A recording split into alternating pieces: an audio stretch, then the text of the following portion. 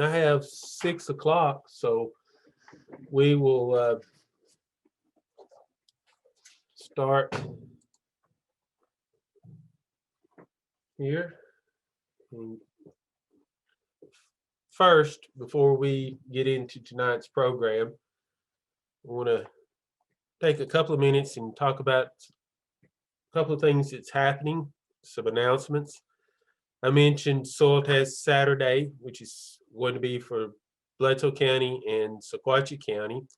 We'll be collecting soil tests and helping you with your paperwork on preparing the soil test. And we'll talk more about soil tests as we go through tonight's topic.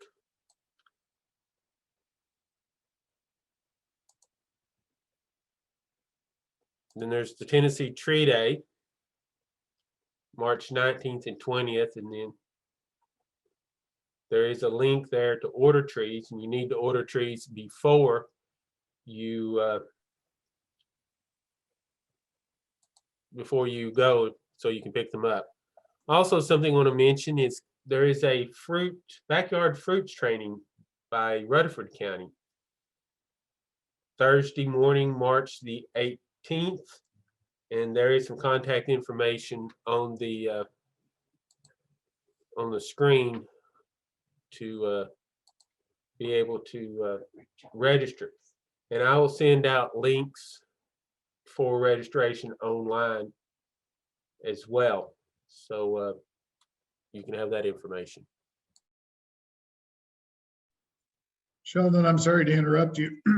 I went on looking at the Tennessee Tree Day, and most of the ones we wanted were already sold out. Is there any way around that? No, unfortunately, there's not. Okay. There's that's a pretty popular project now, and they sold out very, very quickly this year with their trees.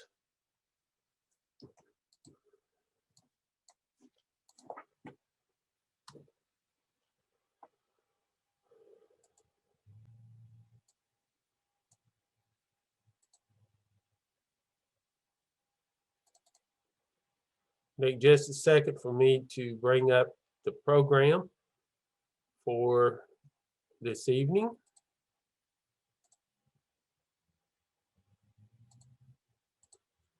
And we will get started talking about soils.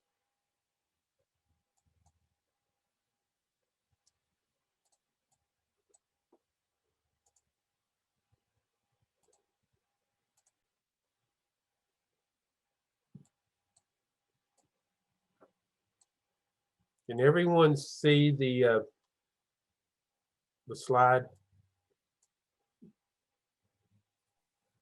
Yes. Okay, thank you.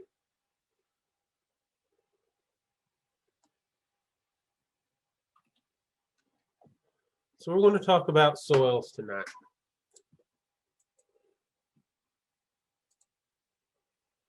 Some of the points we're going to cover this evening is what is soil,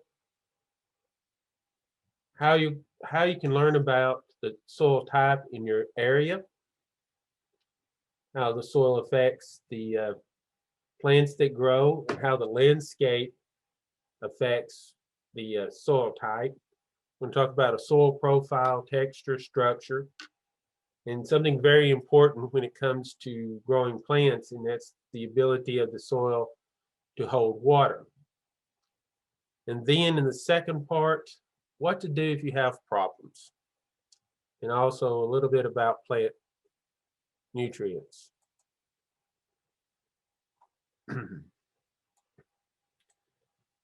People often say they can't grow anything because soil is not good. It's just not good soil.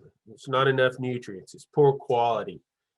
Well, the picture is actually of a greenhouse, and the tomatoes are growing in perlite, which is not soil, and actually has no nutrients whatsoever in the perlite. It's just simply a structure for the roots. How the plants are able to grow is they're able then to amend through irrigation and fertilizer what the plants need as far as nutrients. So plants will grow if what they need is available.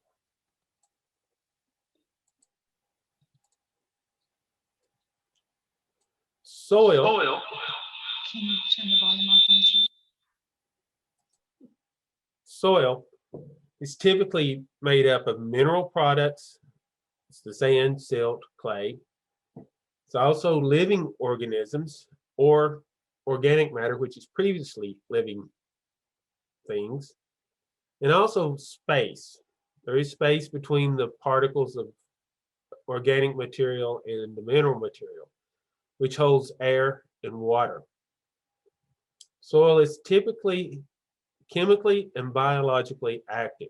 So there's a lot of things happening in the soil, both from the biological standpoint and chemically speaking.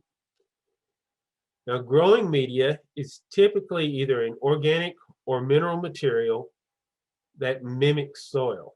It's mostly used as a hold the roots and hold the plant up. It can often be lighter and easier to manage than actual soils.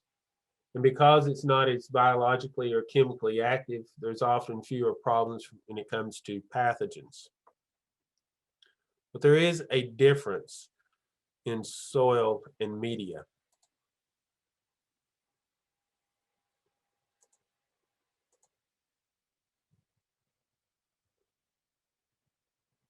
The soil and the landscape, there is, soil is very important. It says here, rise and fall of civilization.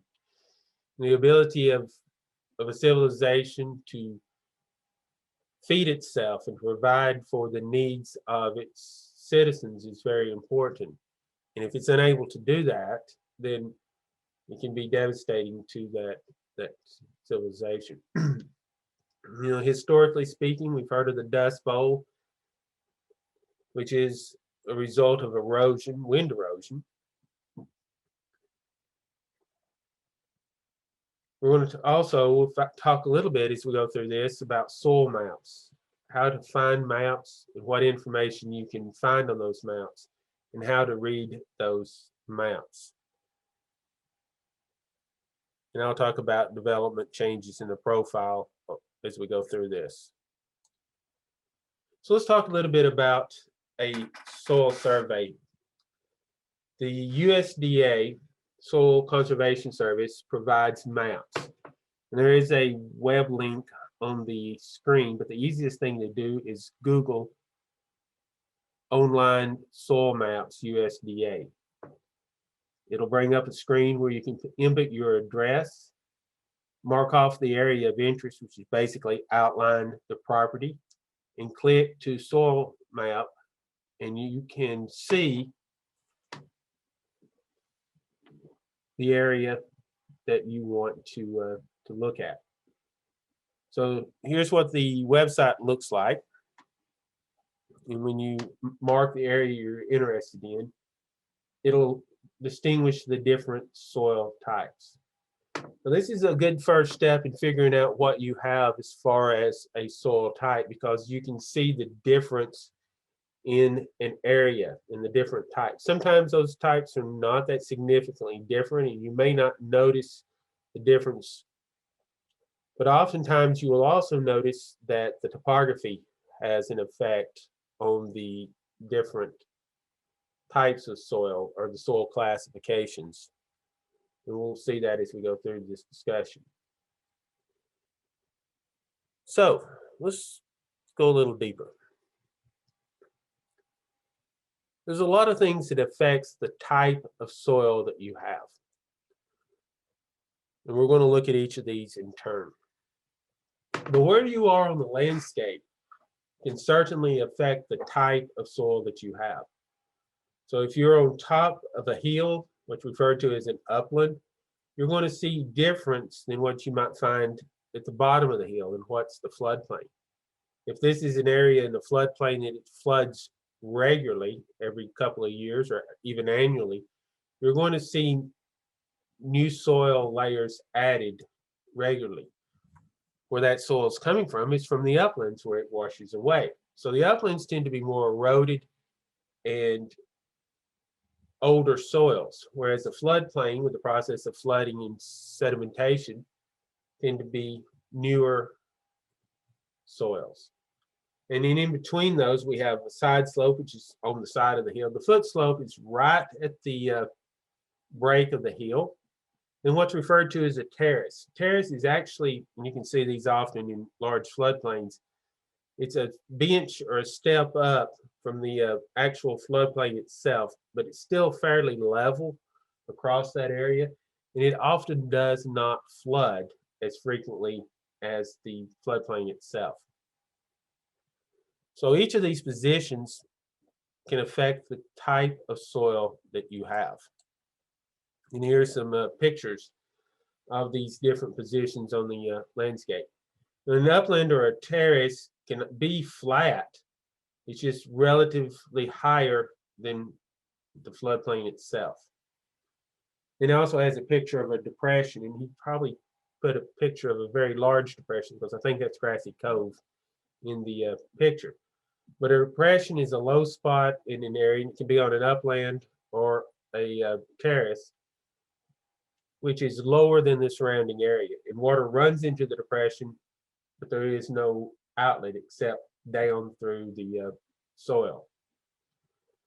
And all of this is important when you're looking at a site because, as we'll see, the types of soil can change.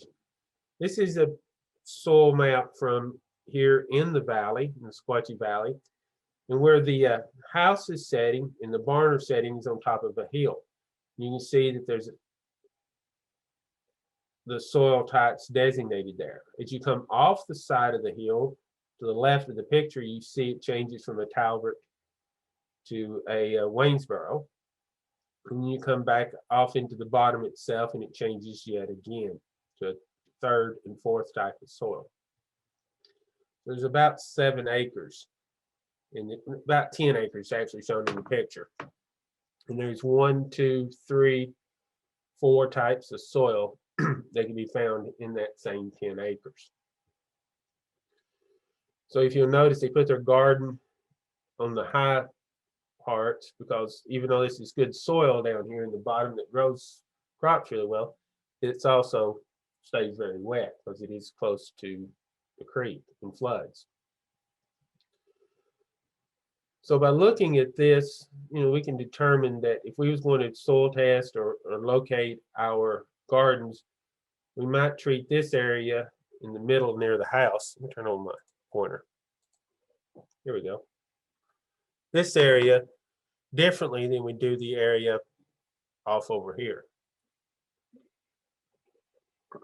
May not be a whole lot of difference, but they can be enough difference, at least initially. I just moved across the road to a big field. There's 50 acres in this field, and there's 1, 2, 3, 4, 5 types of soil in that 150-acre field. 150-acre field, 5 types of soil. Then it starts, here's the Sequatchie River. So this is the floodplain to here.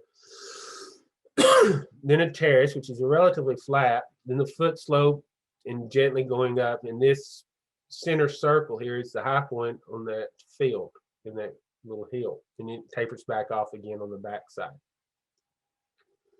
So depending on where you are in the landscape, there can be some variation with the soil types.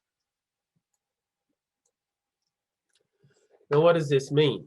Well, if you are in one of the areas where the soil type, let me back up one step. There's a capital letter and a small letter. Those first 2 letters is the soil type. The second letter often designates a slope. So A is level, B is a little steeper, C is getting really steep, and then occasionally you'll see a D or an E. And this is the side of the ridge in the middle of the valley. So it gets very steep very quickly. So that can help you determine, is that area sloping and how steep that slope could be? And is there a potential for erosion? This area here doesn't even have the designation for slope because it is very flat. and actually within the floodplain of the river. And you can see the river very well, the top part of the field, so two sides of the field. So just taking a look at the big picture to start with can help you make some decisions. But it affects the soil property. It's going to affect the amount of erosion that you may have. It also affects the depth of the soil.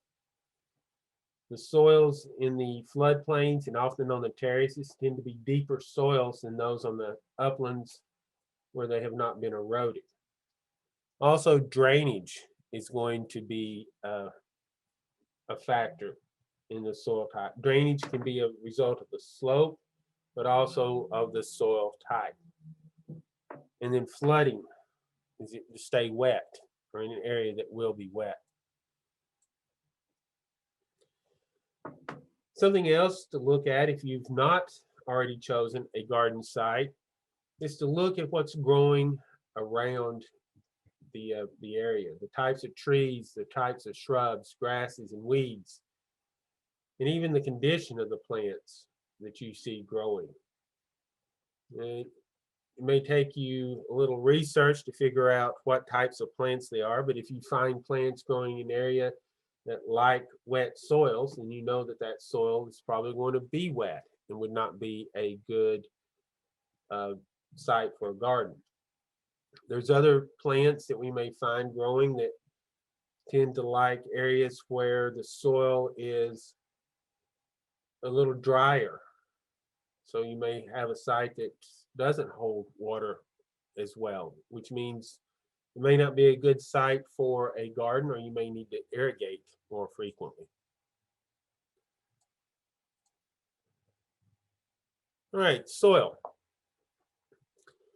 We often think of soils in soil science as being in layers.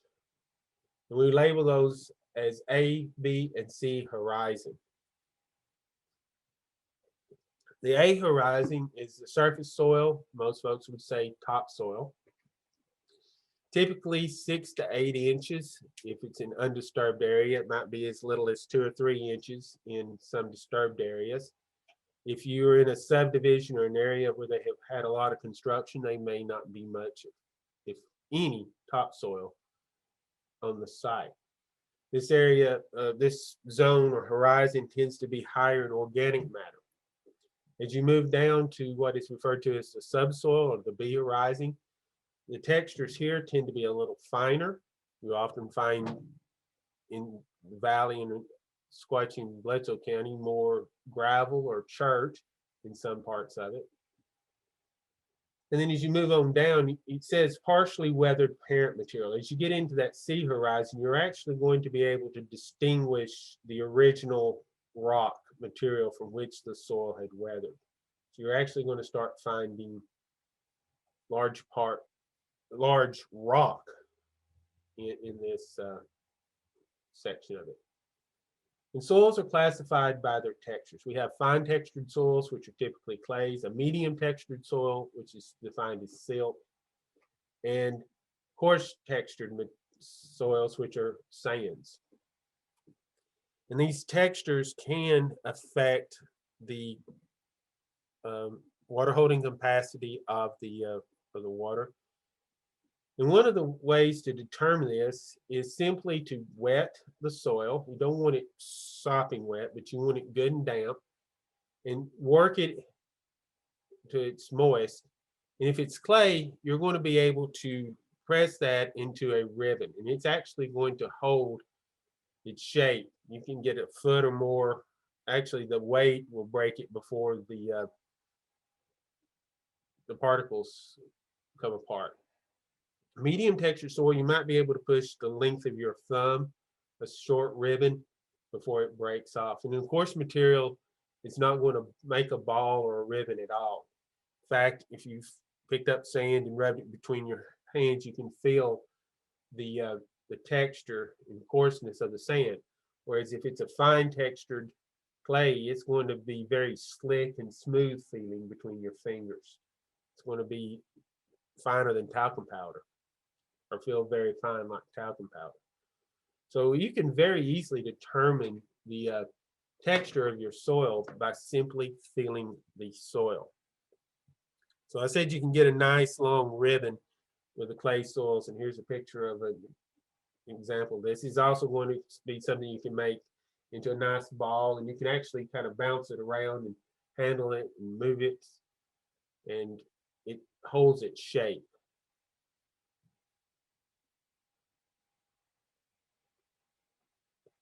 Whereas, oh, another thing that you'll notice, if you look closely, you can see how shiny the surface of this plot of soil is. So what they've done is after they made the ribbon, they took their finger and they basically polished the surface of that ball. And if it makes a nice, smooth, polished surface, then it's going to be a very fine textured soil. And we have a complicated process to determine the type of soil based on the percentage of these fine, medium, and coarse particles. If you are gardening, you want something in the middle, a clay loam or a loam soil, something that's going to be a nice mix of all of these particles and not to one side or the other. Because if you have too much sand, then it's not going to hold water. If you have clay soils, then you're going to have soils that, when they dry, can get hard. Now, some of the silts that are listed here are good soils as well. Somewhere in the middle and to the right of this chart is good soils from a texture standpoint. A loamy soil, which is that middle part of that triangle, is about 40% sand, 40% silt, and 20% clay. So you're going to be able to take a loamy soil, you're going to be able to feel the sandy or the coarse particles in it, but there are not going to be a lot of those. You can make it into a ball when it's wet, and it'll hold its shape until you start moving or touching or handling it, and then it will just fall apart because it doesn't have enough of the fine particles to stick together.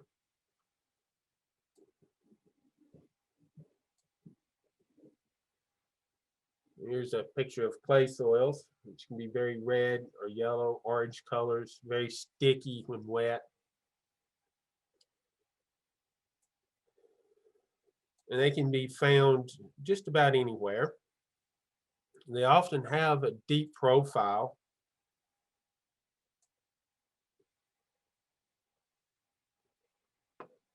Hang on a second. I moved my screen and now I can't change slides. Okay, so looking at this side profile of a soil, they've simply dug a hole, and they're standing in the hole looking at the soil profile. About 6 to 8 inches is the topsoil. And how that's determined, and you'd have to look very carefully, but you can see that the color starts changing at about this 8-inch mark there, from a brown color to a more yellowish color. So there's starting to be a change in the color. Something else that you will notice is there's a root right here. It extends down below that 8 inches, and roots can go down several inches. You'll notice there's several roots in this upper part and very few starting to come down. So the roots are starting to taper out and not extend much deeper. Now this is grass, so they're not going to be deep roots to start with. Typically in grass, however tall the grass is, that's about how deep the roots are going to extend. So we can see they've got a good topsoil layer, and they've got more than 30 inches of subsoil depth, which becomes important as well. And that becomes important is because this B horizon or the subsoil is your water storage.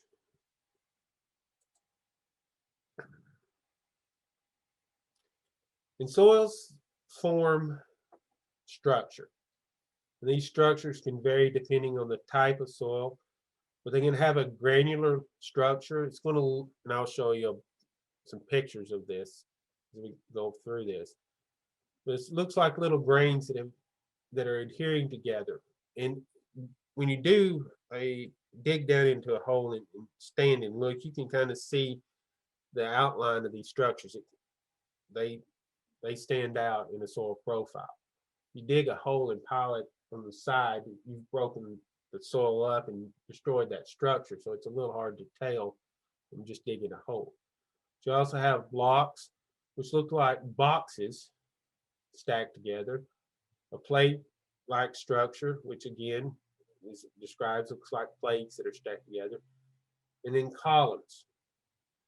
And soils, as they mature, can form these structures. And these structures can be important because between each of these layers or each of these structures is void spaces.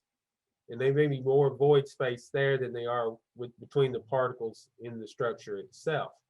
So this becomes channel for water, nutrients, air, and roots to move through the soil. So here's a picture of a blocky structure. You can see that it looks like little blocks that have flaked off the side of their hole. And having a well-structured soil is something that takes time, but even in clay soils, if it's well-structured, it can have good drainage and space for roots to grow. So it's not necessarily bad to have a clay soil. You just have to have a clay soil that is mature. Some soil structures can be relatively large, so they may not necessarily appear in a simple small hole that you dig to have any structure.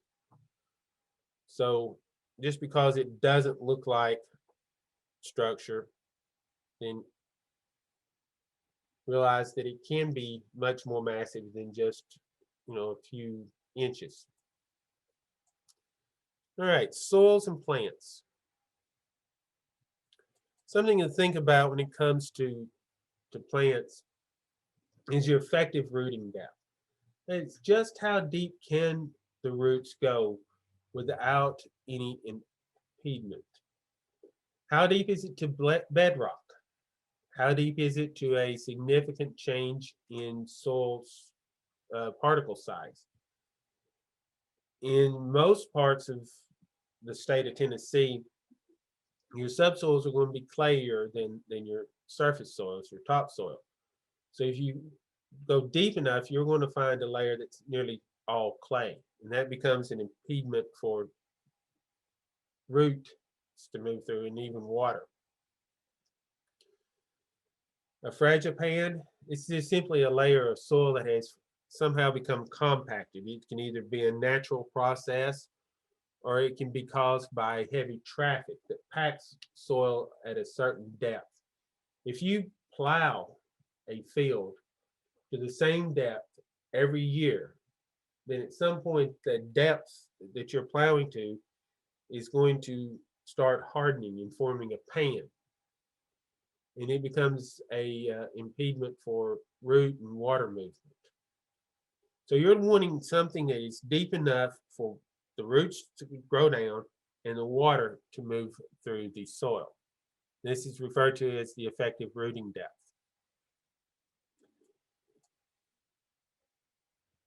And here there's a layer of packed soil, and I can see it. It's a line that looks a little different than the soil above it and the soil below it.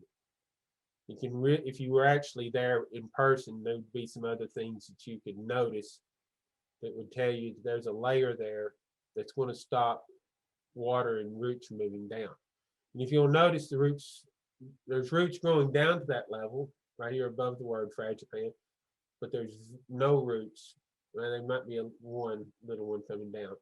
The roots reach that point and basically stop. So this soil only has a few inches of effective rooting depth. Ideally, you'd like to have at least 36 inches, preferably more.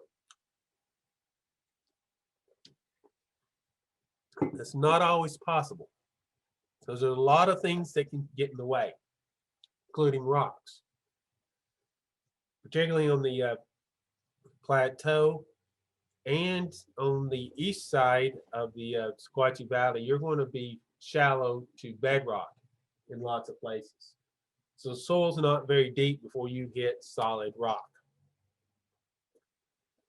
But also having rock fragments, chert, or in case if you're in the Sequatchie Valley on the western side, it's going to be creek rock that has settled into the fields, and they're going to be basketball-sized rock buried in the field. And all of these affect the rooting depth and the water holding capacity of the soil. So how do you know if you've got a deep enough soil? Well, one of the best things to do is get you a metal rod and just see how deep, or dig you a post, take you a post hole digger and just dig down and see how deep you can dig without a lot of resistance. Slope can also be a concern or consideration when choosing a garden site, and it affects the soil type. Slopes that are 2% are considered nearly level. So this is a 2-foot rise and a 100-foot stretch. Gently sloping is a 2-foot rise to a 5-foot rise in that 100-foot run. Get up to 12%, you're sloping, and after that you're into what's considered steep, anywhere from moderately steep to very steep. When you're thinking about slope, there's nothing wrong with having a nearly level or gently sloping site for a garden. When you start getting steeper than 5-6%, it's going to be hard to walk on, and you're going to have a lot of erosion if you're not careful, and you're going to lose a lot of water to simple runoff. It rains hard enough and fast enough the water doesn't have time to soak in. It's going to run off a steep slope. So think about the lay of the land. Available water holding capacity.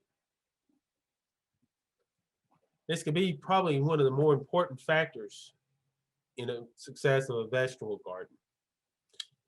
And it is simply how much water will the soil hold for the plants to use. You know, we can grow plants in water without a soil media, but we cannot grow plants without the water. And we're going to take a few minutes to focus on the basic principles of understanding the water holding capacity and how that's determined. The factors that affect the ability of the soil to hold water is the type of soil, sand, silt, or clay. The depth of that soil, or the effective rooting depth. Fragments, anything that's larger than the soil particles themselves. Those larger particles are just simply not going to be able to hold any water in the soil. So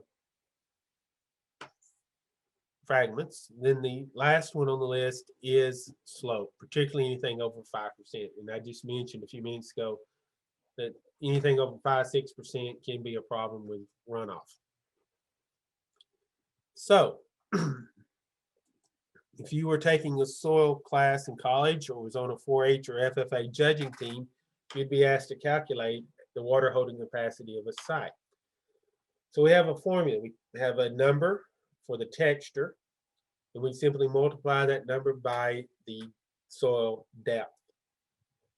So a fine textured soil, you would have a 0.15 factor. Medium texture, a 0.2, and coarse, a 0.05. Basically, what this is going to tell us is how many inches of water a site can hold. And then we simply take into account the number of fragments that we find. What percentage is gravel or particles larger than the soil? So, some examples. A loamy or medium textured soil has that multiplier of 0.2. So a 36-inch deep soil can hold 7.2.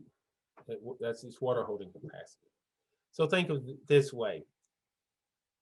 That soil has the ability to take in 0.2 inches of rain per square inch of surface area in depth.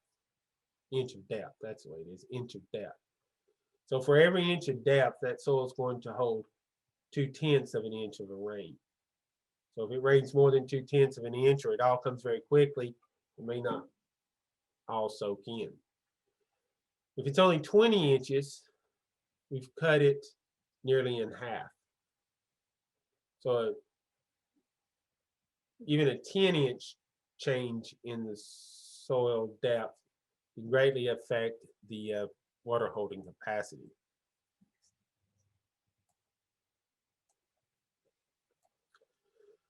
So if your soil happens to be a medium textured topsoil with a fine or coarse textured subsoil within the profile, then we simply take into account the two different texture types and the depth of those soil layers. So having a coarse textured subsoil might decrease the what would be a lower water holding capacity than a clay subsoil. So here we see that we can determine how many inches of medium textured soil we have, how many inches of that fine textured soil we have, and then using those factors we showed a few minutes ago, determine the water holding capacity of that soil. So I mentioned rock fragments, and we haven't brought that into the formula here. So if we had rock fragments, then we take the percentage of the rock fragments and subtract that from the overall soil depth. So if we had a soil that was 25% rock fragments in a 36-inch soil, then we actually only have 27 inches of effective soil depth.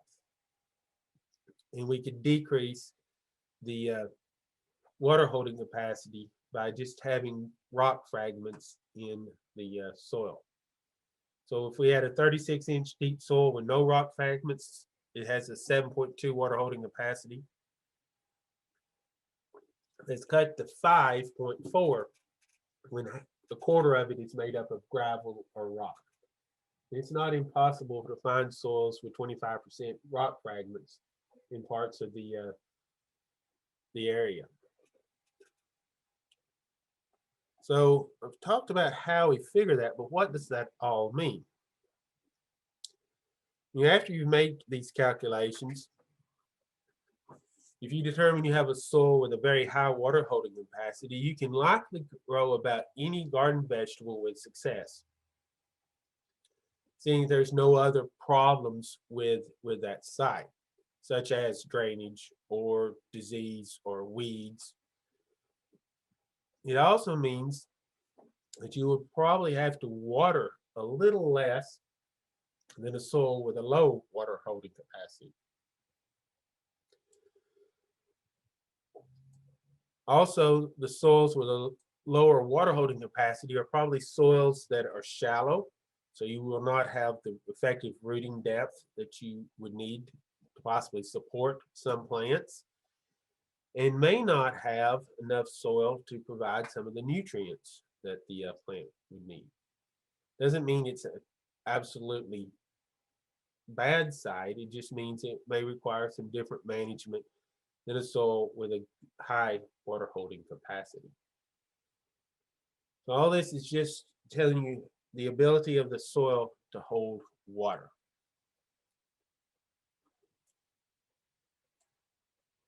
Other factors: drainage and erosion.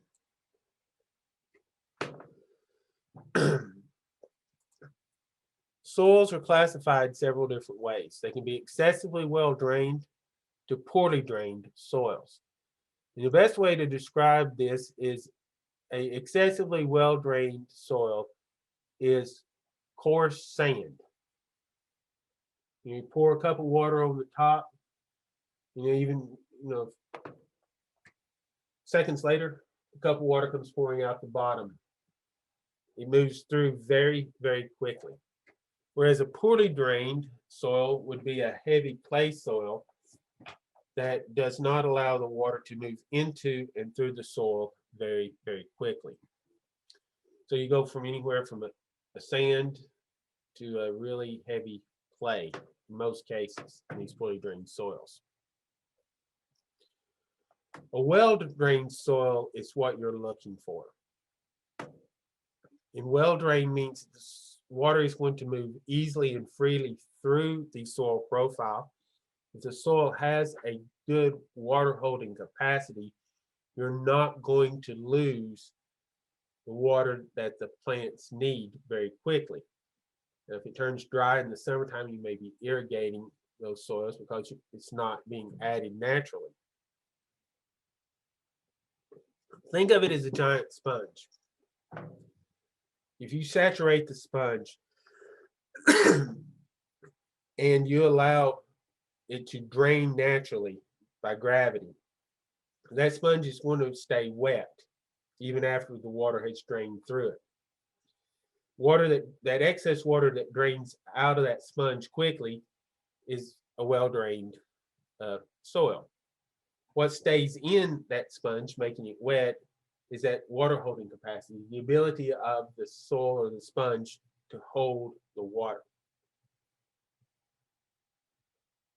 And then if you start wringing it, then that's the plants taking the water out, or evaporation from the sun and wind. But a well-drained soil that gets rid of the excess water but hangs on to the water that it needs is the soil that you're looking for. Anybody that has a site like that, let me know. I'd really like to grow a garden there for once, because most of us are dealing with either soils that have drainage issues or water holding issues, either because they're not deep enough or their texture is not exactly what we want. So I don't know many people have a absolutely perfect site when it comes to combination of water holding capacity and drainage. Soils that have drainage issues typically are going to be noticeable by simply looking at the soil. Gray mottles, which are little flecks of gray color that form in the soil profile. And this is because of a lack of oxygen that's a result of water standing in or being held in the soil. And this could be a result of an impermeable layer in the soil, rock, or a high water table. And if you have a clay soil, the best way to describe this is clay has its red and orange, yellow colors because of iron. And iron rusts in the presence of oxygen. So that's reddish yellow color shows up very well in your soil. If there is no oxygen, there's no rust. So these gray mottles start forming, which are a metal gray color in the soil. I got a hand up. Somebody have a question? Sheldon, Yeah. I don't know whether you will discuss this one later, but what can you do if you have a poor drainage? How can you amend the soil so that you will have a better one? Well, it depends on how severe the problem is. Adding organic matter to a soil will improve the soil structure. It can improve the soil drainage and the water holding capacity of that soil. However, Sometimes because of the depth of the soil, because of the type of soil, if it's a heavy clay soil, it's going to be awfully hard to amend it sufficiently. And the best answer there is to simply not use it and move up. In those areas where there is problems with the soil, raised beds can solve the problems very quickly. So hopefully the whole area is not a poorly drained site, and you've got areas where you can use the soil as is to grow some crops. Those areas where you do have some issues, it might be a good place to put a raised bed and get above the problem. One of the last sessions, I think it's the last session, we'll talk more about the benefits of a raised bed and how they can help us overcome some of the problems we just discussed. But if it's a high water table problem, that's definitely not something that's going to be easily solved. If it's an impermeable soil layer, then you might be able to subsoil or plow deep enough to break that layer of soil. If it's because of rock, you just simply don't have the depth to start with. So you need to get above that and make the soil deeper. And raised beds, as I said, would help that. This picture shows a poorly drained soil. You can see the gray color in the field. And if you look, you can see the gray in the soil profile itself. There is some red, rusty color in it. There is quite a bit of dark gray in this soil. You know, someone who's had a little experience studying soils is going to notice those colors very quickly, but it's almost a metal gray color, and it's quite noticeable in a really wet area.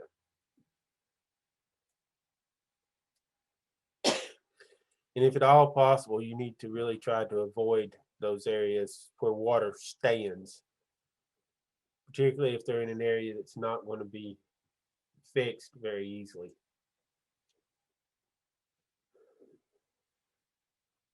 Okay, so I mentioned thinking of this as a sponge. So when all the pores in the soil are filled, is at a point we call saturation. Once gravity has moved all the water through the soil profile that gravity can, then it has reached field capacity. This is the amount of water the soil can hold and hold against the pull of gravity. Plants then can overcome that and pull the water into their roots. And of course, the amount of water in the soil starts decreasing. There is a point that is reached where the water that is in the soil cannot be pulled out by the plants. You know, water has a surface tension and it can adhere to the particles of soil very tightly. And it's difficult for the plants to then extract that water from the soil. So it reaches what is called the wilting point. So we want to maintain our water level at or a little below this field capacity. We do not want it to reach the wilting point, because at that point, the plants are no longer growing as they should be. Of course, if it's a saturation, we have a drainage problem and other issues that will rise from having water standing where our plants are trying to grow.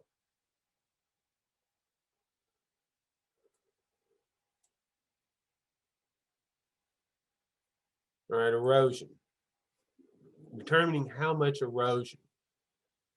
And this is based, again, going back to that soil profile. How much of that A horizon do we have?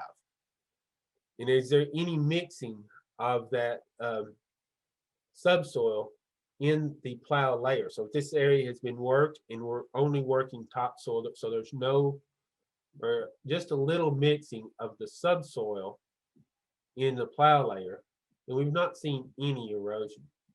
And as we increase the amount of subsoil in the plow layer, we're starting to see an increased level of erosion. We start seeing rills and gullies, and we've reached a state of severe erosion.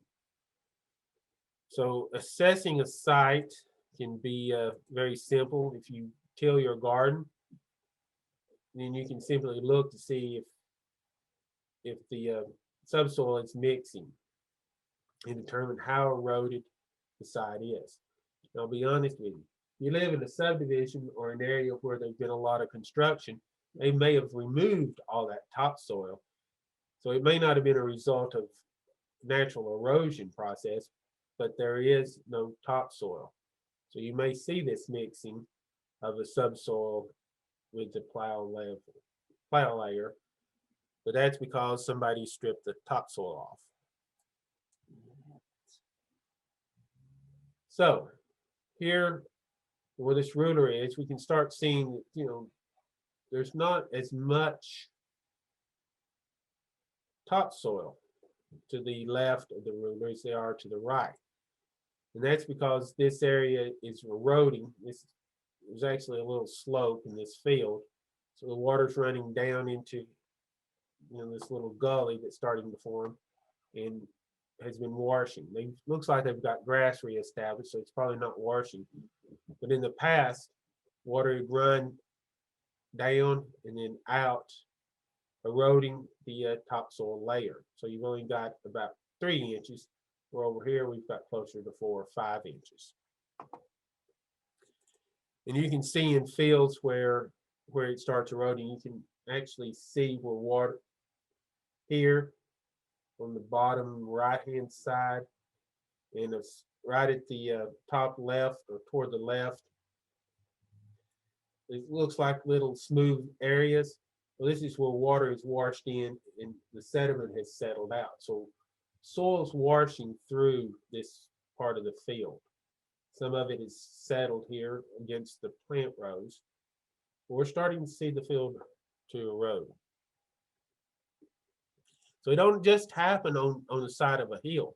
It can happen in a fairly level area. As long as the water's able to move, it's going to move soil particles.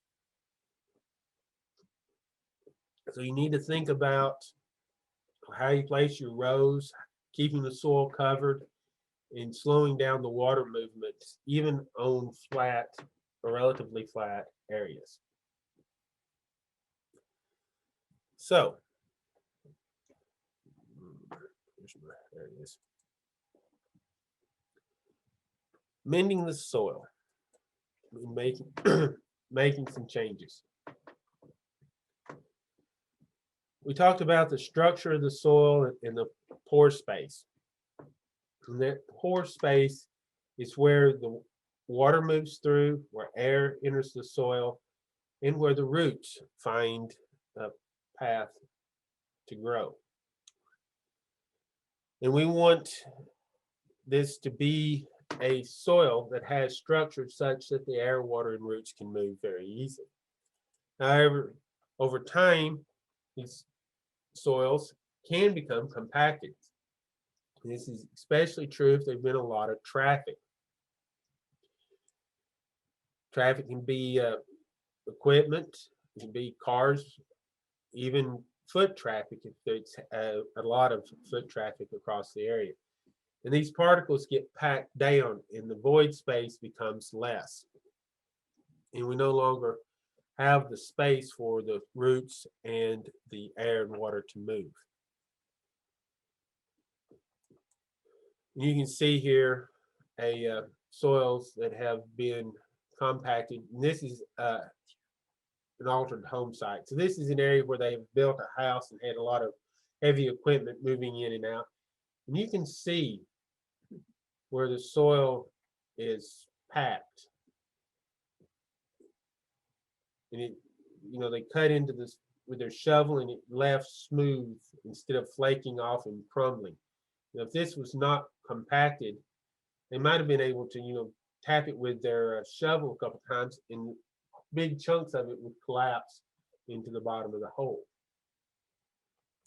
So how do you fix this problem? Well, one, add organic matter, green manures, cover crops, compost.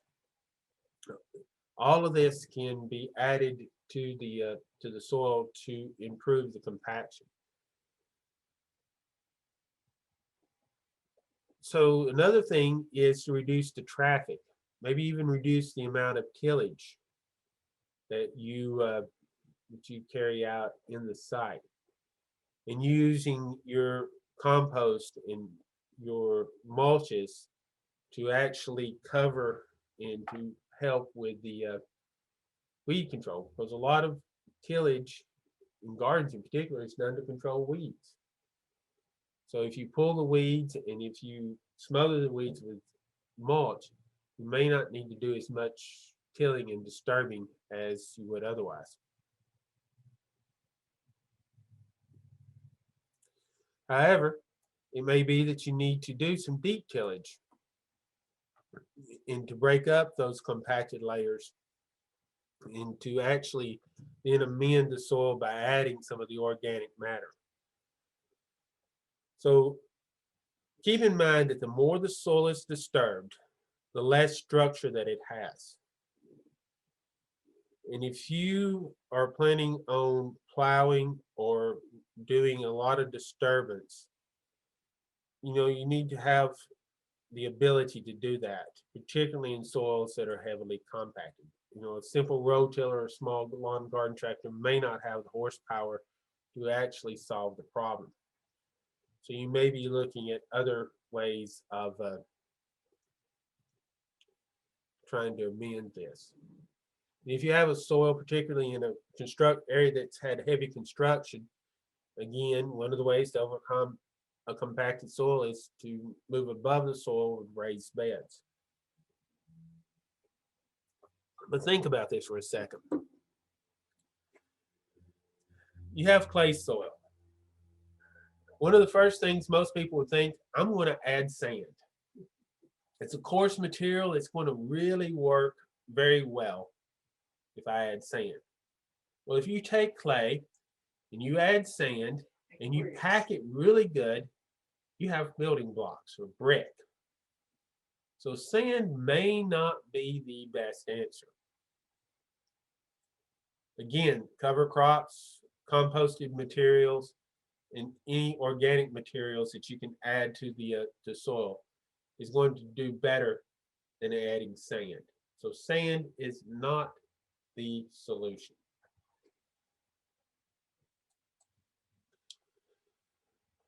And organic matter has some other benefits. It will increase the water holding capacity. It has nutrients. It will improve the structure. It actually decreases the bulk density of the soil. It's going to lessen the soil's chances of crusting, particularly in clay soils, and just improve the ability for water to move into the soil. This compost has structure as well. So by adding compost, you're working on the soil structure. So those problem soils that you have, try the different types of organic matter. This may be wood chips, straw, compost, and leaves.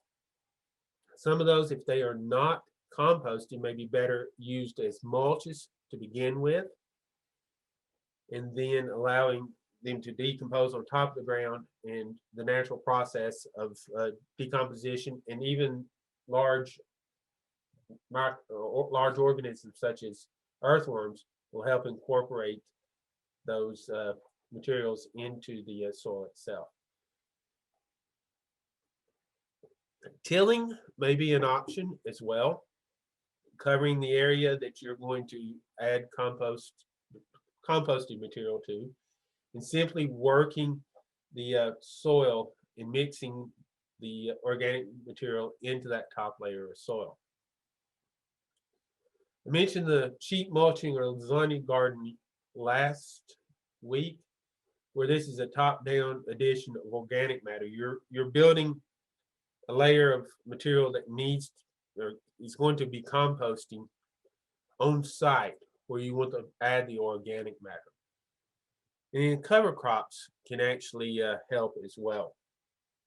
Now, I did send a link to a article on lasagna garden to those who participated last week. Those of you who are first time this week, I will make sure you get a copy of that link. And a short video from Chris Cooper in Shelby County on how to build that lasagna garden.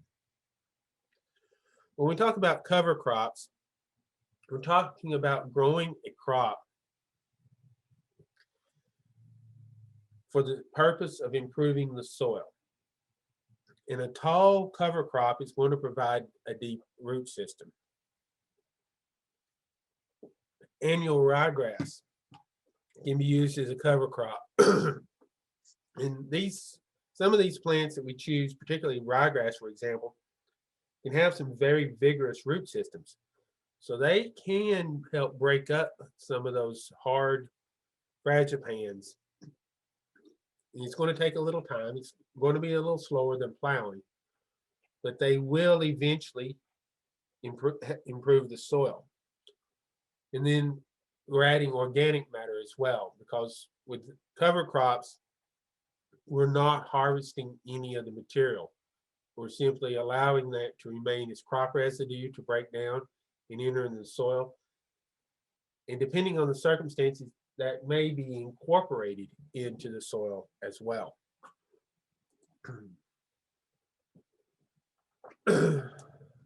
Now we need to be careful. Organic matter, compost, and all of this can add nutrients to your soil. It can cause a imbalance in nutrients, and we'll talk about that in the next section. Organic matter has an effect on the soil pH. And pH, as we'll note in the next section, will affect the nutrients available. Organic matter also affects water holding capacity. In fact, organic matter can hold more water than the soil particles. So they can actually be like a giant sponge that holds too much water. Organic matter that is not composted or been fully composted, that is actually decaying, requires nutrients to decay. Those organisms that are breaking down the organic matter are going to feed on the nitrogen and the phosphorus and the potassium that your plants need and want. So it can actually tie up or reduce the nutrients available to a crop if it is not properly composted.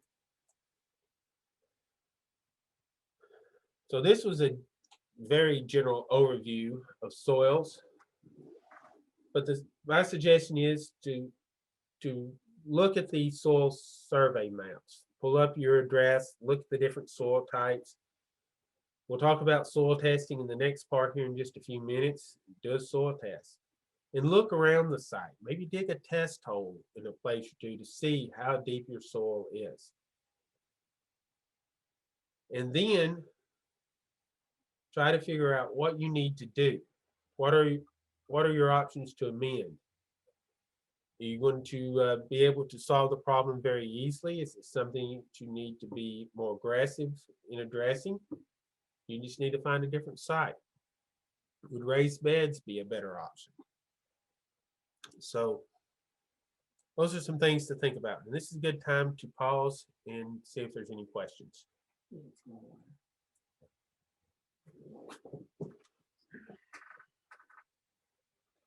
Any questions? Tell you what, I'm going to stop my share while you're thinking about questions and pull up my next segment.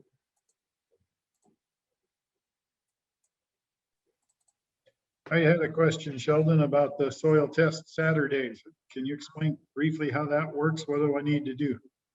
Okay, we'll talk a little bit about pulling soil samples in just a few minutes.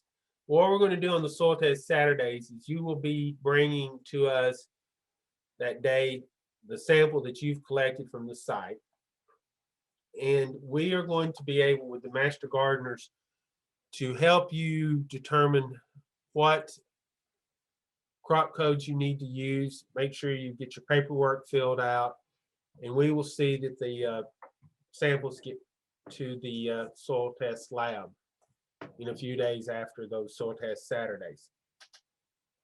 So it's just an opportunity to make sure you have everything right before you ship, and then we can ship them all as one large shipment instead of, you know, several people shipping 1 or 2 samples. But you will need to pull your own sample and bring it with you that day. And we'll talk about how to pull samples in just a minute. Well, Sheldon, is there any other day available other than Saturday? Well, when it comes to getting soil tests, any extension office during the course of the week has the materials available, and you can easily pick up those materials. They can give you the guidelines on how to properly pull a soil test, and you can, you know, send those yourself. So the materials to actually send off the soil tests are available at any extension office when they're open. I'd give, you know, we've got folks from all across the state actually. So I would suggest giving your local office a call before you stop by to make sure they are open. We do have some offices that had to be closed on and off over the last year. And let them know you're going to stop by and pick up some soil test materials and how many boxes you might need. Figure all that out before you go by, and they can easily take care of that for you.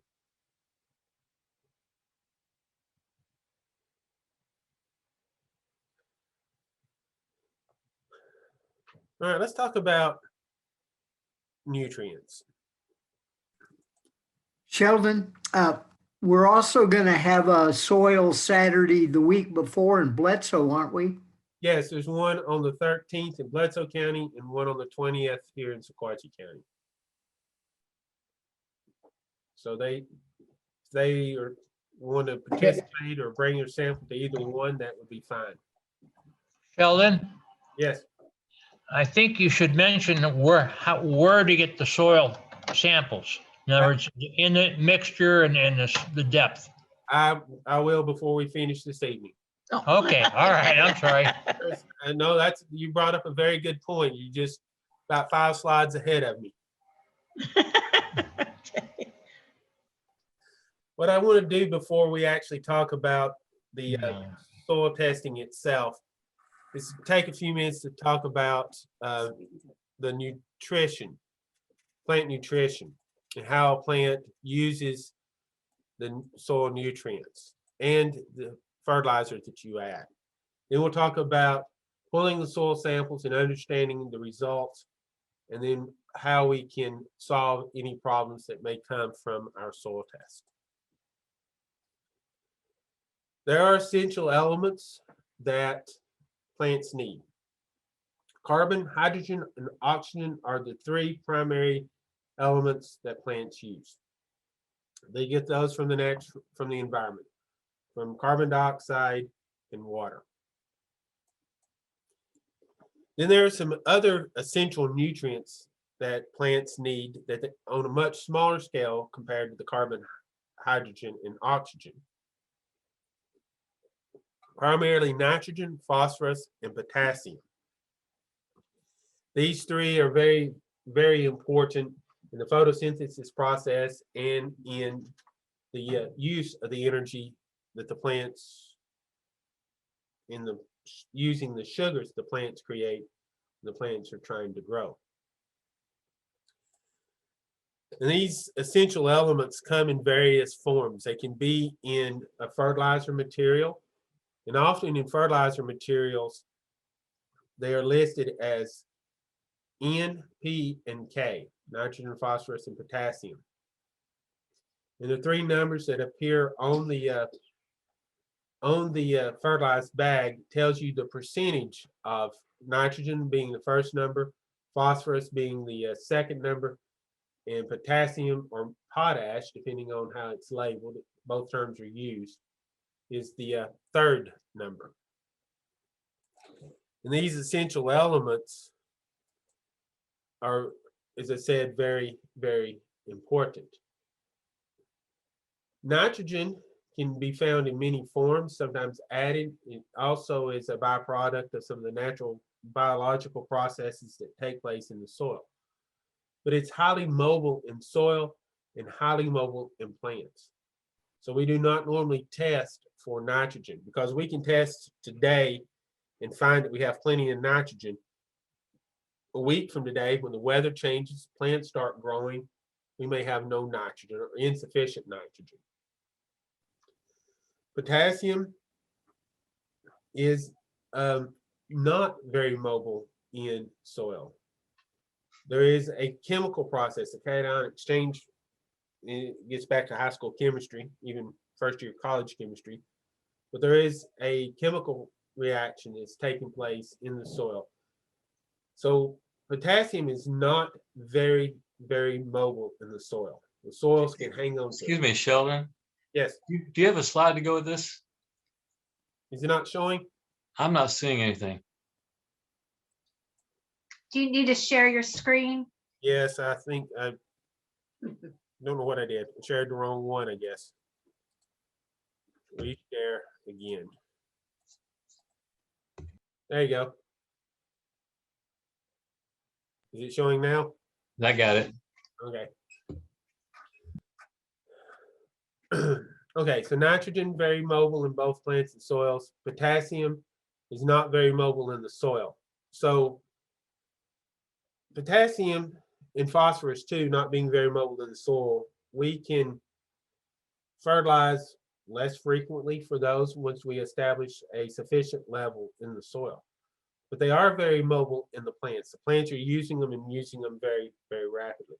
Calcium, magnesium, and sulfur are secondary nutrients that plants need. And they're the next three in importance in the growth of plants. Calcium is not very mobile in either the soil or in plants. So once we reach a sufficient level of calcium in the soil, we're going to be able to hang on to that for a while. Magnesium, on the other hand, moves very quickly through both the soil and the plant. So there may be a nutrient that would require some additions periodically. Sulfur can be mobile in the soil, but it's not as rapid as the nitrogen and the magnesium. And this is important because the nutrients that we are adding in a fertilizer, we're adding at certain rates because of how the plants use them and how they move in the soil.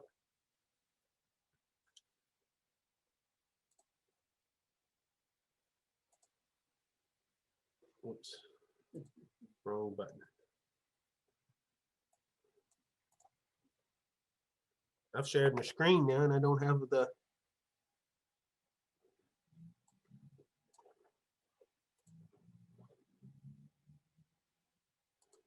There we go. So if it's highly mobile, it's prone to leaching and move out. So it may mean more applications or more frequent applications. If it's not mobile in the soil, then it's available to the plants. Nitrogen is a component of vitamins, amino acids, and proteins, and it's a very essential part of the chlorophyll molecule in the plant's DNA. About 2 to 5% of the plant is nitrogen. And there are a lot of ways in which nitrogen can be added to a soil. There's organic matter, synthetic fertilizers, and atmospheric nitrogen can be fixed by some plants, particularly legumes such as clover. If you see a plant that's yellowing in color, not growing, doesn't have that healthy green look to the leaves, you're probably seeing nitrogen deficiency. And it's often in the older leaves of the plant before it shows up in the younger. Potassium is an element that is necessary for maintaining water balance in the cells and the enzyme functions within the plant. Having good potassium levels in the soil and the plants means you have some ability for the plant to be disease resistant, drought tolerant, and it can improve the quality of fruit. The percentage is similar to nitrogen in the plant. In this case, leaf margins often start yellowing or have a mottled, scorched look. You may actually think it is a disease or drought, but it may turn out to be a nutrient deficiency. Phosphorus is key to photosynthesis and energy synthesis in the plant. Cell division and cell growth is also important. It's not a large part of the plant itself, but it often shows up as a reddish purple discoloration in plant leaves. And it can also cause the plant to be stunted in growth. So once you start seeing a color change in leaves of a plant from nutrient deficiency, there's a lot going on in the plant already. So nitrogen, you can see on the left, is yellowing, particularly from the center out. Phosphorus, the purpling from the outside in, and then potassium turning yellow on the outside edges and a burnt look to the edges of the plant. So keeping an eye on your plants can also help you with the nutrient. Secondary micronutrients become important. Calcium can be important for developing cell walls, stimulating root and leaf development. It also has a role in the plant's use of nitrogen. Its deficiencies are often seen in abnormal growth of young tissue. People call nearly every summer, particularly when it turns dry, says, my tomatoes are rotting on the vine. Well, are they rotting on the bottom? Yes. What do I need to spray? Well, first of all, you need to water. Secondly, it's not a disease. It's calcium deficiency. The young tissue in that its fruit tries to develop is not getting the nutrients it needs. And so it starts dying. So blossom end rot on tomatoes is actually a nutrient deficiency and not a disease. Magnesium is important in chlorophyll. It's highly mobile in plant, and you often see a yellowing between the plant veins. And I could keep going on. There's a whole list of micronutrients. I usually do not recommend spending a lot of money on finding out if all of these micronutrients are sufficient in your soil, because most of the time they are not. But if there is a history, or if you have plants that are going to be susceptible to even a slight deficiency of some of these, then it may be necessary to test for those. pH is important. pH is the concentration or number of hydrogen ions that is in the soil. So it's basically whether it's a acidic soil or an alkaline soil, with 7 being neutral in pure water. So how acidic or alkaline is the soil? And this pH actually affects the chemistry of the soil. 100 lemons, a pH of 5, you know, that's 100 times more acidic than a pH of 6. So this is a logarithmic scale. So we're not talking simple steps, we're talking significant steps. So a plant that is, you know, has a pH of 6 to 7 is its preferred range. If it starts dropping even a little below 6, it's going to be noticeable, the effects on the plant very, very quickly. So this is a logarithmic scale.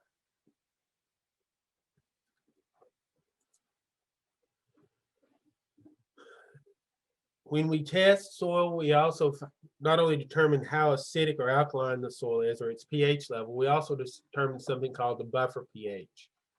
This is the ability of the soil to really react to a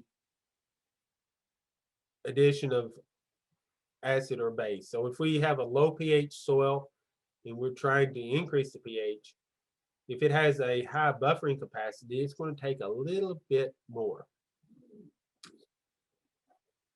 lime than it would if it has a lower buffering pH. So this buffer pH that shows up on your test results is a lab designation to help us determine just how quickly will the soil react to the amendments that you add.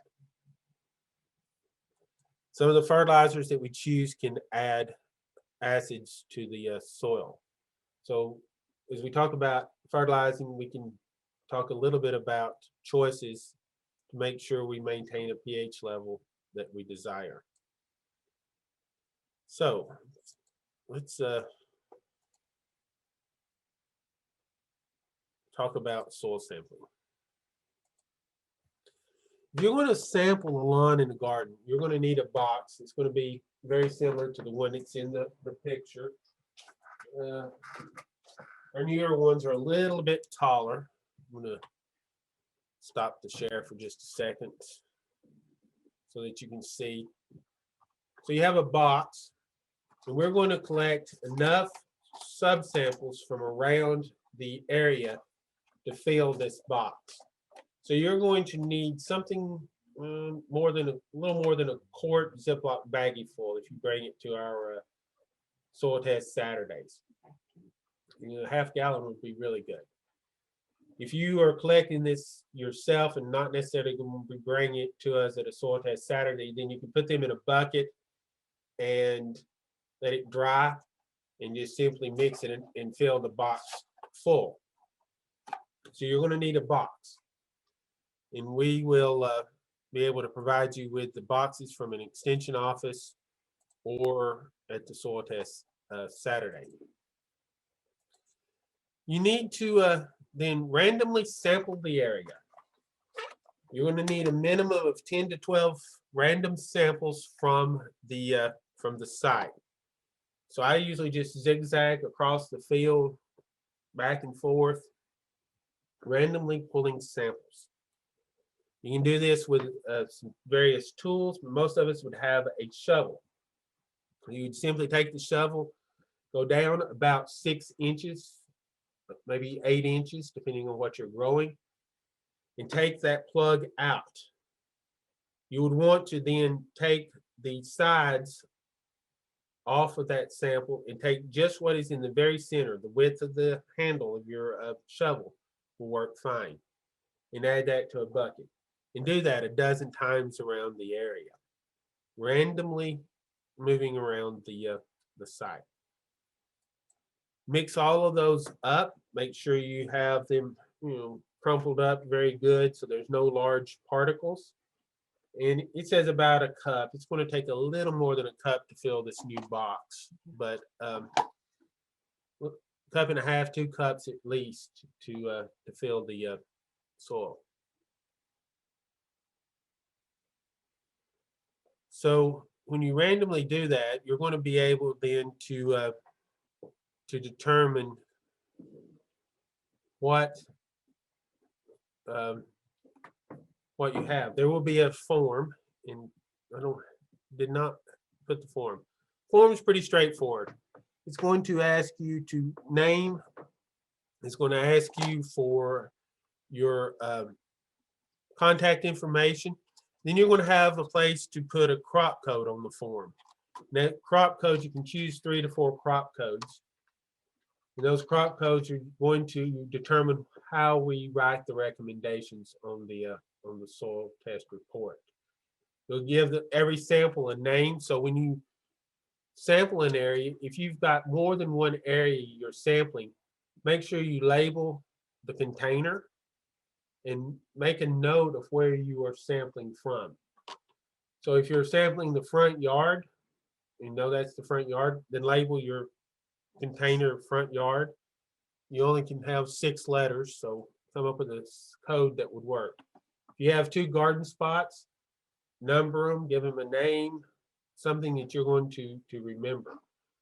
Because the last thing you need to do is get your soil test report back and think, okay, what did I mean by plot 1? Was that to the right or is that to the left when I go out the back doors? So keep notes.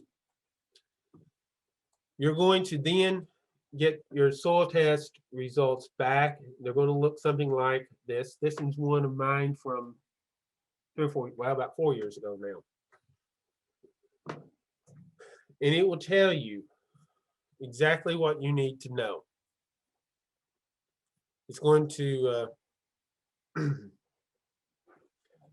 give you the amount of phosphorus, potassium, calcium, magnesium, zinc, iron, manganese, boron, and sodium that you have in the soil. So it's going to give you the amount of nutrients in pounds per acre.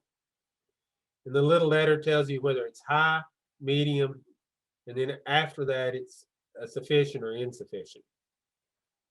It's also going to give you the pH. You notice there's no buffer pH given on this particular sample because it is within the range that we were after for the crops that we were looking at. And then you'll eventually find at the bottom of your sheet the recommendations. So they gave a pasture and hay example, but they also have a lawn sample here, as well as commercial beans. If you use the lawn and garden codes, they're going to give you the results in pounds per 1,000 square feet.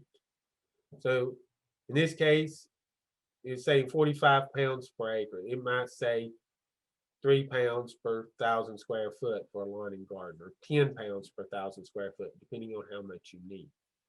So it's going to give you exactly how much per area that you need to add to your soil. So let's go back to my example here. If you notice, I have a medium level of phosphorus, medium potassium, and sufficient on everything. So it's telling me I don't need to add anything to this soil. My pH was a 6.3, 6.2, 9, 6.3, which means right now I do not need to add lime. So this is fine. This, from a nutrient standpoint, looks great. Now, if you were to go look at that site, you'd be tossing rocks and gravel out of it. So it's not good for other reasons, but nutrient-wise, it's in pretty good shape. It's crazy. We also will outline, back up one, in a paragraph exactly how much of a particular type of fertilizer you need to add and when to add those fertilizers. So these soil test results can outline very specifically what you need to do and when you need to do it. This is a blueberry example. pH is 5.73. We want it to be lower than that for blueberry, so it tells me how much sulfur to add to bring this down from 5.73 to actually a little below 5 to start with. We want to maintain it about 5, right at 5 actually. So I'm aiming for 4.8 to start with and hope it stays at 5.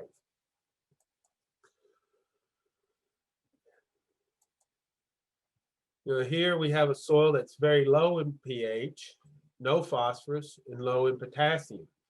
So when you come down to the test results, it's telling you need to add phosphorus and potassium. You're going to need to add lime. If you'll notice for the home garden, it's per 100 square feet, particularly around trees. Vegetable garden per 1,000 square feet. So 120 pounds of lime per 1,000 square feet needs to be added to bring that pH up in the right range. And I did not add the statement at the bottom, but it's saying you're going to need to add phosphorus and potassium as well as nitrogen when you fertilize your garden, in this case, on a regular basis, because the soil does not have a sufficient level to handle it. So a good soil test is going to tell you if you have sufficient nutrients in the soil. And if you have them, you do not want a soil very high or very high in nutrients. Things start happening from a chemical standpoint that's a little hard to explain, but plants really won't grow when you have too much of these nutrients in the soil. So a medium level, and then you're able then to add what the plant needs. If you can maintain a medium level of phosphorus and potassium and a sufficient level of the rest of the micronutrients, then you can control how much is added and how much the plant is taking up. So you're actually, I guess, giving the plant a balanced diet of what they need and not too much of the nutrients, not too much food. So a good soil test can help you.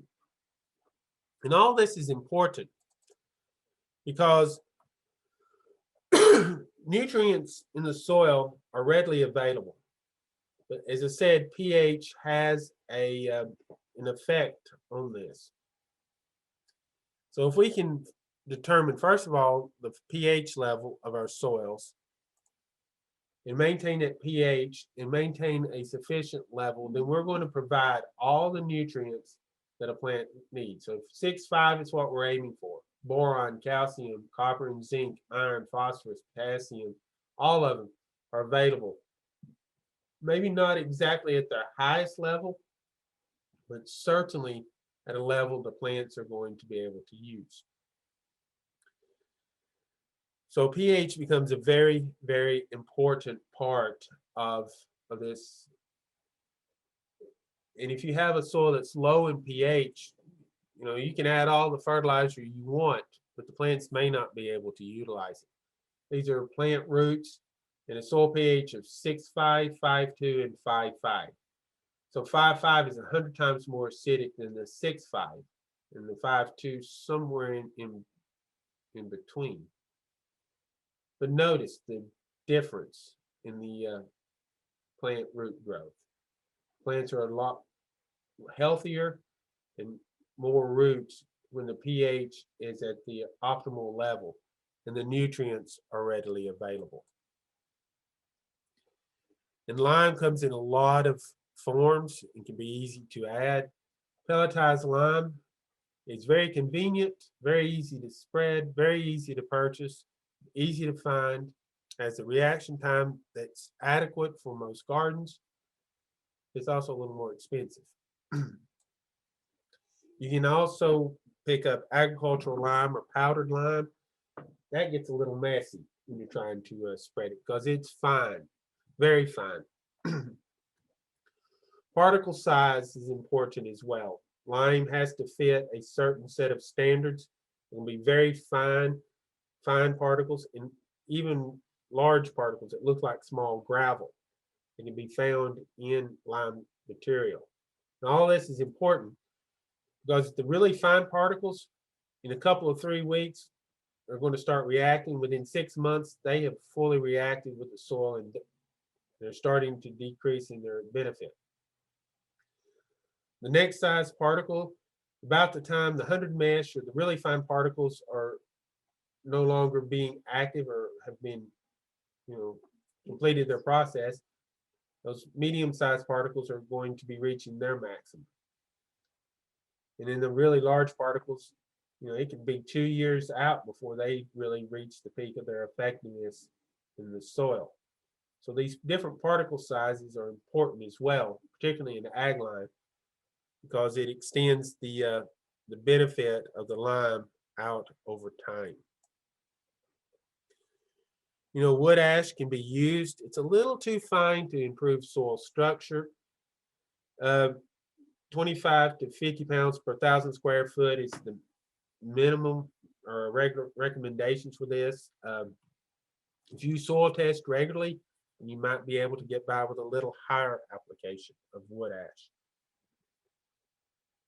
wood ash does not necessarily react as quickly as the limes that you buy in the store, even though they are final particles, because the chemistry is a little different than the calcium carbonate or the magnesium carbonate that you have in the limes you buy at the store. It's the difference between using, well, baking soda is a carbonate. You know how quickly it can react in an acidic solution. Well, a lot of your ag limes have a carbonate as well, so they act very quick, or can act very quickly if they're fine particles. Wood ash can also have 1 to 2% phosphorus and some potassium. And he says it has a 45% carbonate equivalent, so it's about half as effective as agricultural lime. Your softwood ashes are a little less effective than your hardwood wood ash. So, wood ash is a good option, but you realize it may not be working quite as quickly as you need. But if you have it and you have a source of it, use it. It'd be a good way to use it. Something else I want to mention regarding lime. Lime is sold as a calcium carbonate equivalent. Calcium carbonate is considered 100, and it's the standard by which the others are compared. And as you look at this list, you have a veritable level of calcium carbonate equivalent. Some of them have more than 100. So if you called for 100 pounds of calcium carbonate and you move down and you have 150 pounds of quicklime, or 150 calcium carbonate equivalent of quicklime, you get by with less of the quicklime because it's going to act quicker. However, if you look down here at cement kiln dust, it's 50 as a calcium carbonate equivalent. It's going to take twice as much of the kiln dust as it would the calcium carbonate. So if our recommendations call for 100 pounds of calcium carbonate, we're going to need 200 pounds of the kiln dust. Gypsum does not have any calcium carbonate equivalent. It's a great source of calcium and sulfur, but it does not affect the pH. So if you read on the bag, it will give you the calcium carbonate equivalent. You realize our recommendations is based on a 100 calcium carbonate equivalent. So you could actually get by with less of some products.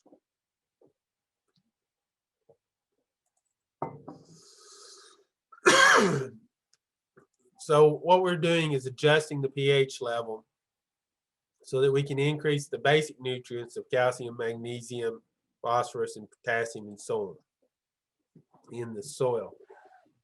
And excuse me. And this would be the first thing I would do when I soil test, is find out what the pH is and what adjustments I need to make. All right, fertilizers themselves. Most fertilizer recommendations, we're going to be looking at general needs of nitrogen for the crop. Since we do not regularly test for nitrogen level in the soil, we're going to make a general recommendation based on the crop that you're trying to grow. Phosphorus and potassium, they're going to make a recommendation based on what is in the soil and what the plants need. There's two ways you can apply the fertilizer material: pre-plant broadcast, and then in-season side dressing, which means you're adding it along the side of the row next to the plant. Your pre-plant incorporated typically is a granular fertilizer. It's applied over the entire area and typically incorporated after it has been spread. And this would be shortly before you plan to do any planting. So our recommendations will give you the specifics, but if you have a low phosphorus and potassium, they may ask you to put down something like 25 pounds of 6-12-12 per 1,000 square feet. If it's medium, maybe 15 pounds of a complete fertilizer like triple 15. And as your levels in the soil increase, we're going to decrease the amount of phosphorus and potassium that you are going to be applying. You do the math, you'll probably find out that the nitrogen recommendations in all of those are going to be very, very close. Now, how much do you need to apply? You know, the rate per acre is often given on soil tests.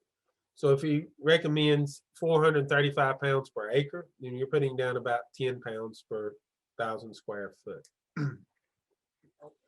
You can then, in a 100-foot row, put down in an 18-inch row about 1.5 pounds, a 24-inch row a couple of pounds, and I'll add this chart to an email so that you can easily do the calculations. But realize we're making a recommendation on the number of pounds per area. And if you're broadcasting, that's awful easy to figure out.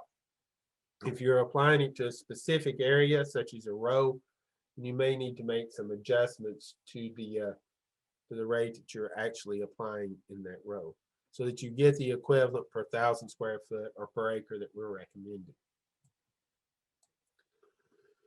We're going to look at tomatoes as the example, but during the season, you're going to need to be fertilizing your plants as well.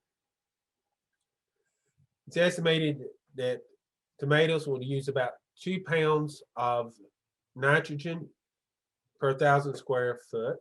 This is an estimate based on research. About 4.5 pounds per 1,000 square foot of the potassium and phosphorus. So you've applied 25 pounds of a 6-12-12 per 1,000 square foot, which means the plant's going to get 1.5 pounds of nitrogen, or have available 1.5 pounds of nitrogen, 3 pounds of the phosphorus and potassium.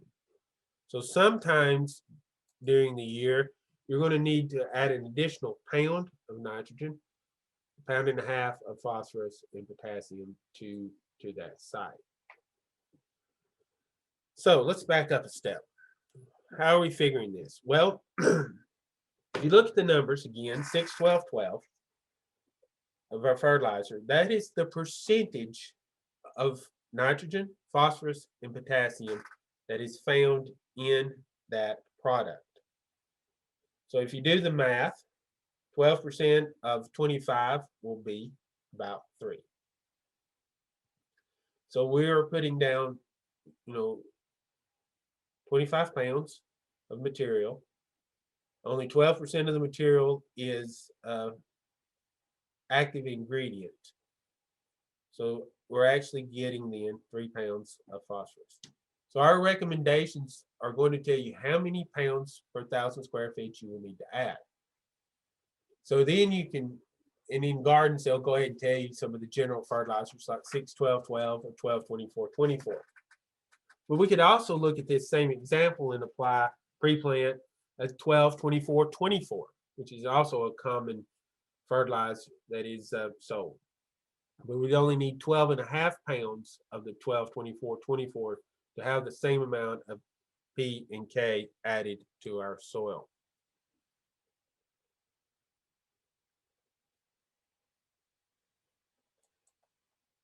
Water-soluble fertilizers are a good way to apply these, but you need to make sure you are putting down the amount that is needed throughout the season. And you have to be using a water-soluble fertilizer, then you can actually divide that final application throughout the season into smaller increments and apply it through irrigation or in the watering process. So he says, in this case, each week dissolve 1/2 pound of 10-20-20 fertilizer in the water and to water it into the site to that 1,000 square foot area. So you get adding back the nitrogen, phosphorus, and potassium that is needed, but in a little different source. So the method in which you apply it doesn't matter. The key is putting down the right amount of nutrients when the plant needs it. Organic matter can be added as well, changing the physical and chemical properties of the soil, improving the structure, and reducing erosion. And it may slow down the the infiltration rate or change the infiltration rate of the soil. But at the same time, the benefits are going to be great. Stimulating soil chemistry and biology, changing the pH, increase or lower depending on the materials you use. It can also be a buffer. It can actually keep the soil from reacting very quickly when you add certain fertilizers.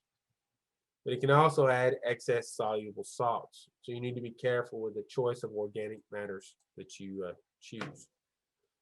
You know, the key is plants need nutrients just like we do. And the first step in determining whether or not you're going to be able to provide those nutrients is a good soil test. And then finding the material you wish to use as a fertilizer, whether it be an inorganic mineral source or synthetic fertilizer or an organic source, determining the nutrients that the amendment is going to add to your soil, and determining then how much you need to add and when. And one of the great things again about the soil test is it tells you those steps for the crops you're trying to grow.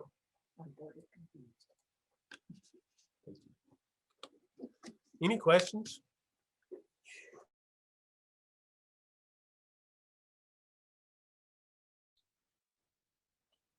Hi, Sheldon.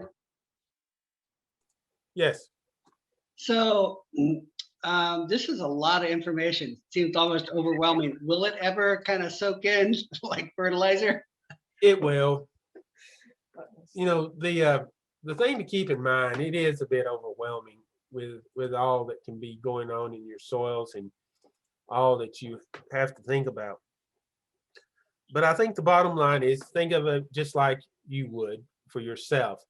There's certain things the plants need, and you want to provide them with a diet.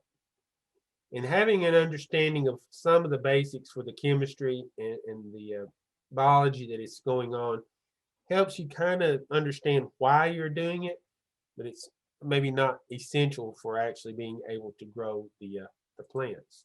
Mm-hmm. The key here is, again, a good soil test, and then being able to take those results and using those results to apply the right materials at the right time.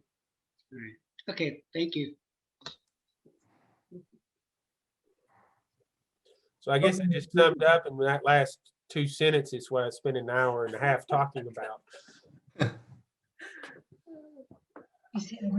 Sheldon, if you plan on using primarily raised beds, your soil may be very thin before you start hitting the rocks. How do I know, you know, like doing a soil test and all that? I haven't made it yet. I don't know what it's gonna be.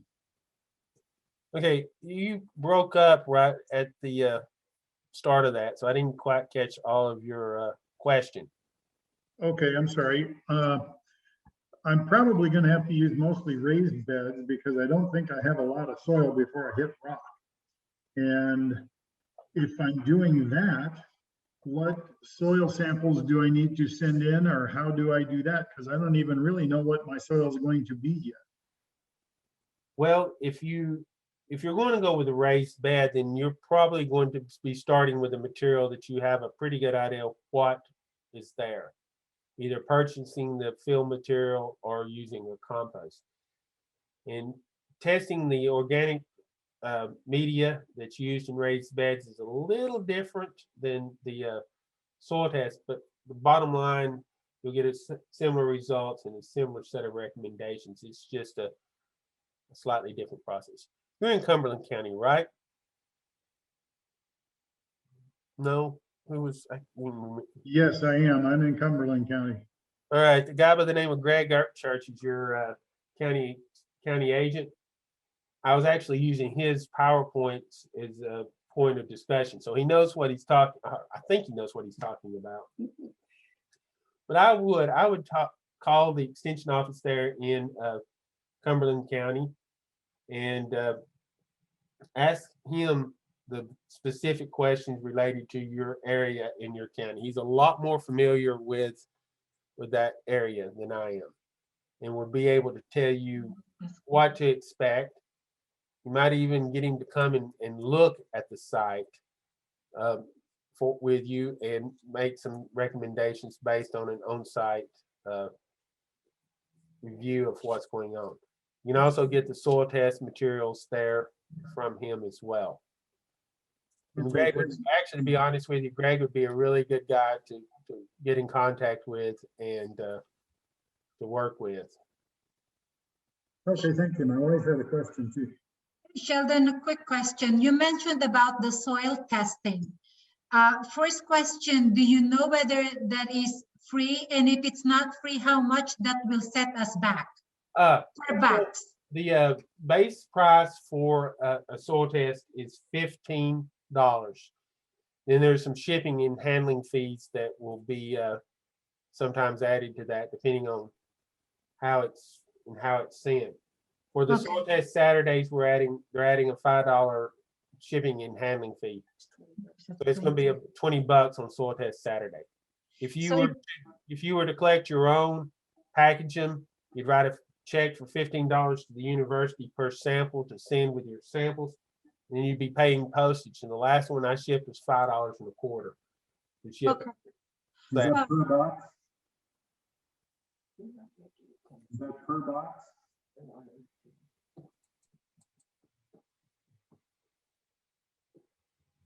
Somebody was asking a question and I didn't catch. I think he asked if it's per box. Yes, it is per sample. Ideally, if you wanna plant in different areas, then you would like get a sample from different area of your land, correct? Correct. Okay. And if you were to look at a map with the soil map with the Soil Conservation District on the website there, Soil Web, and just Google soil maps USDA, and you should be able to find those. You can see the different soil types outlined on your property, and that would also be another way to determine how many different samples you have. If you've got two plots and they're close to each other and they're in the same soil class, then you might be able to do one sample for those two sites. Just pull enough random samples out of both of them to work. But if they're different soil types and in different areas, you would want different samples. And again, having somebody like Mr. Upchurch to come and look at a site, or your agent to help you with that, you can determine how many different subsamples you need to pull from the area, and how many samples you actually end up sending off. Thank you.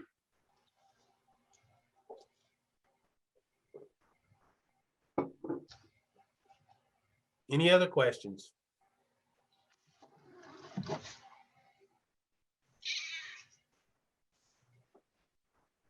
All right, so that's all that I planning on covering tonight. I had a Nick? question. Okay. You said something about growing something maybe in the off season to help naturally amend the soil. Mm-hmm. So like a winter rye or something, I don't know what they're called, but have you ever done that yourself? Yes, I have. And the process is just throwing out some seed, letting it grow, and then smothering at the end of the season and letting it be tilled under a little bit, or just let it die off by being smothered? That really depends on what you're planning to grow next and what your cover crop is. If you have a cover crop that you can mow or kill by smothering or crimping, sometimes they crimp in large fields. They just basically go through and break the stems. The plant dies, and then they'll cut a furrow in the organic matter and plant, leaving the rest of the crop residue on top of the ground as a mulch. So you can leave it on top of the ground. You can incorporate it to add organic matter, realizing sometimes if you incorporate it, it's not fully decomposed, it will tie nutrients in the soil. So it won't reseed itself and actually fight your garden? It will. The thing is, you need to terminate the cover crops before it seeds, and probably at bloom. Okay, Thank So you. when the plant starts blooming, you're going to want to terminate the cover crop to keep it from reseeding. You know, I use turnips and crimson clover. I also, there's a hive of bees there on the near the garden. So, okay, we're going to let the turnips and the clover bloom and let the bees utilize those plants, which they love both of them. Now there is clover coming every spring in the spot where we grew the cover crop. Luckily, it's not a major issue at that particular spot, but it has come back every year regularly. If I was trying to grow it, I don't think it would grow as well. And it is where it's reseeded itself, where I really didn't want it to be at that particular time. So it found its sweet spot and that's where it Yeah, likes. it did. But you will need to terminate a cover crop at bloom. And if you want to risk leaving it for pollinators as soon as the blooms start deteriorating, so before it really sets seed. So then you're helping the honey bee. Honeybees and other beavers. pollinators in the area, yes. Okay, good. But from a weed standpoint, that can be a problem. Wonder why you wanted me to unmute mine. Hmm? Wonder why you wanted me to unmute mine. Me. All of them are people that talk. Yeah, Norm, you are unmuted, Norm. Anybody else got questions? Well, I have covered everything that was planned for this evening and appreciate you all joining me this evening. Next week, we're going to talk about growing and getting starting with your plants themselves. Dr. Natalie Baumgartner is going to be our speaker. She is our consumer horticulture specialist in Knoxville. So you don't have to listen to me next week. And Thank you. Dr. Baumgartner is a very good speaker. So look forward to hearing from her. We'll see you all next week.